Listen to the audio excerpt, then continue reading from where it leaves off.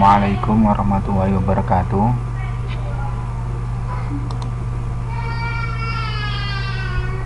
Pada kesempatan kali ini saya akan mereview data primer yang telah sedikit saya uraikan pada pertemuan ke-7.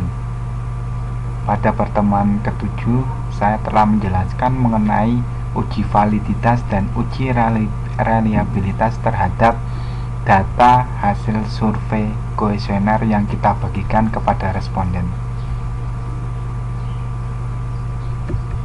Nah, sembari mengingat, kita pada pertemuan 7 saya telah menjelaskan mengenai uji validitas dan uji reliabilitas. Uji validitas yaitu untuk menguji ketepatan dari pengukuran atau pertanyaan yang diajukan kepada responden.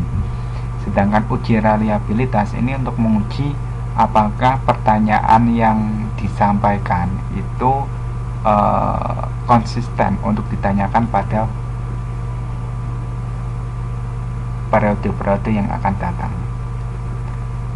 Reliabilitas itu menyangkut mengenai konsistensi dari pertanyaan. Data hasil kuesioner yang diperoleh dari survei kemudian diolah dengan menggunakan regresi data primer. Nah, setelah kita melakukan uji validitas dan uji reliabilitas, data tersebut kita kelompokkan ke masing-masing variabel. Lalu kemudian kita uji menggunakan analisis regresi data primer. Nah, misal untuk langkah-langkahnya, jumlahkan setiap hasil pertanyaan berdasarkan variabelnya. Misal, di contoh yang lalu, kita menggunakan data kuesioner tentang kepuasan customer terhadap penjualan di toko sepatu. Jadi kita akan melakukan pengujian, kita akan menganalisis faktor apa saja yang memengaruhi kepuasan customer atau pelanggan di sebuah toko sepatu.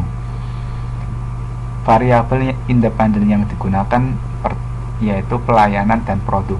Pelayanan terdiri dari Q1 sampai dengan Q14 dan produk dari Q15 sampai dengan Q28.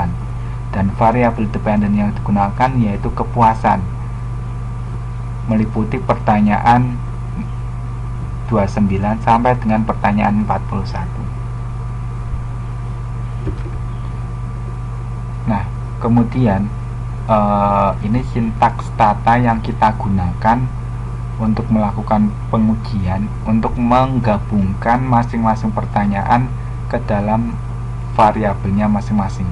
Nah, di sini gen X1 atau generate X1. X1 ini adalah service atau pelayanan, di mana terdiri dari pertanyaan 1 sampai dengan pertanyaan 14. Sedangkan X2 ini produk ini terdiri dari pertanyaan ke-15, pertanyaan 16 sampai dengan pertanyaan 28. Sedangkan variabel dependennya yaitu kepuasan ini terdiri dari pertanyaan 29 sampai dengan pertanyaan 41. Oke, kita langsung aja coba mempraktekannya di Stata.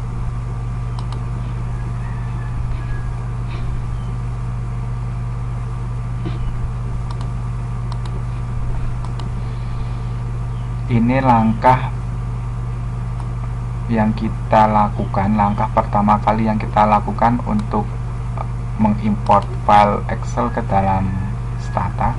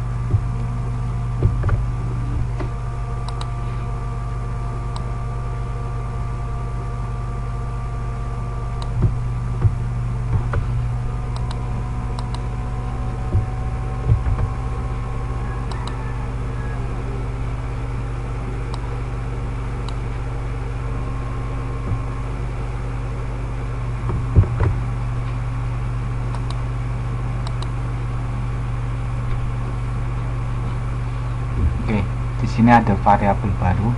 Kita sudah membuat 3 variabel baru yang terdiri dari X1, di mana X1 ini terdiri dari penjumlahan dari pertanyaan ke-1 sampai pertanyaan 14. Kemudian X2 terdiri dari pertanyaan 15 sampai dengan pertanyaan 28, dan Y atau variabel dependent terdiri dari pertanyaan 29 sampai dengan pertanyaan 41.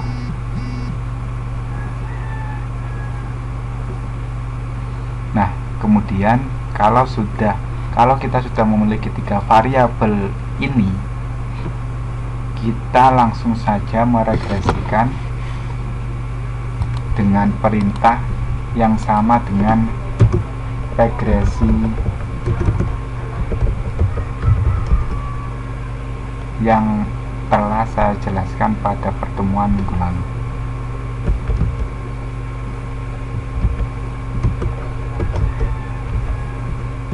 Regress Y, regress spasi Y spasi X1 spasi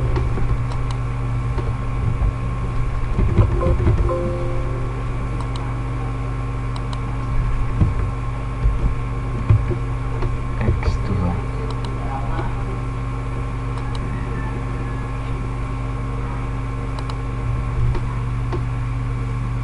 Nah, ini adalah hasil dari regresi yang kita lakukan. Untuk interpretasinya sama. Kita perhatikan pertama adalah probabilitas dari nilai F ini. Dari probabilitas F ini kita dapat menyimpulkan atau kita dapat menarik sebuah kesimpulan bahwa secara bersama-sama X1 dan X2 berpengaruh terhadap Y, atau service dan produk secara bersama-sama berpengaruh terhadap kepuasan. Lalu kita bisa melakukan uji T dengan memperhatikan nilai probabilitas T ini. Ini untuk probabilitas X1 dan ini untuk probabilitas X2.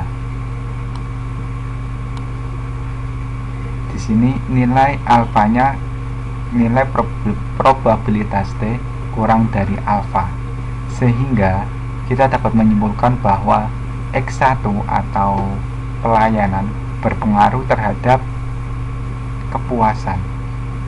Pelayanan yang diberikan oleh toko berpengaruh terhadap kepuasan customer atau pelanggan. Sedangkan X2 atau produk, di sini nilai probabilitasnya lebih besar dari alfa, sehingga tidak berpengaruh terhadap kepuasan. Sehingga kita dapat menarik sebuah kesimpulan bahwa kepuasan tidak berpengaruh terhadap, produk tidak berpengaruh terhadap kepuasan. Kemudian untuk melihat koefisien determinasinya, perhatikan nilai ijazah R2. Di sini nilainya 0,6973 atau 69,73%.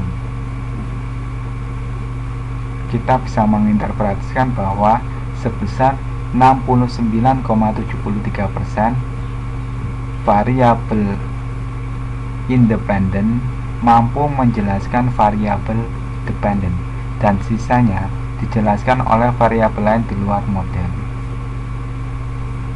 Oke, itu untuk tambahan materi atau review data primer.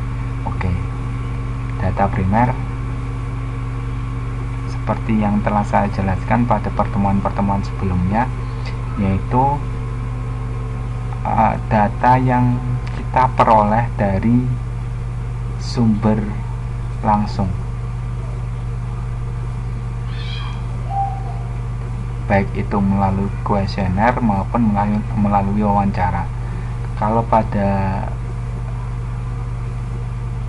yang saya jelaskan ini data primer yang kita peroleh melalui kuesioner.